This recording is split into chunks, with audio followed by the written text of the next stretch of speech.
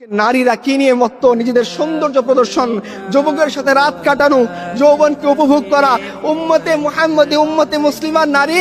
আরে তোমরা শোনো, রাসূলুল্লাহ সাল্লাল্লাহু আলাইহি সাল্লামের স্ত্রী আমাদের আম্মা জান আয়েশা রাদিয়াল্লাহু আনহা বলছেন যে যখন আমার ঘরে আমার রসুল, আমার স্বামী আল্লাহ রসুলের কবর ছিল, আমার পিতা আবু বকরের কবর ছিল, আমি পোশাক যতটুকু খুললেই নয় অতটুকু খুলতাম। যেদিন আমার ঘরে ওমর ফারুকের কবর দেয়া হয়েছে, এরপর থেকে এই ঘরেও আমি কোনো পর্দা লঙ্ঘন করিনি, কারণ এইখানে ওমর ফারুকের কবর আছে। আর আজকে উম্মতে মুসলিমান নারী সে চ্যাট গ্রুপে বলে সে কয়টা পুরুষকে খাইছে। আল্লাহ লানত তোমাদের উপরে। তোমরা জানো না রাসূলুল্লাহ সাল্লাল্লাহু আলাইহি ওয়াসাল্লাম কি বলছেন? তিনি বলছেন এমন একদল নারী আসবে যাদেরকে আমি দেখিনি, তারা পোশাক পরা সত্ত্বেও উলঙ্গ থাকবে, তারা জান্নাতে যাবে না, তো যাবে না, জান্নাতের ঘ্রাণও পাবে না।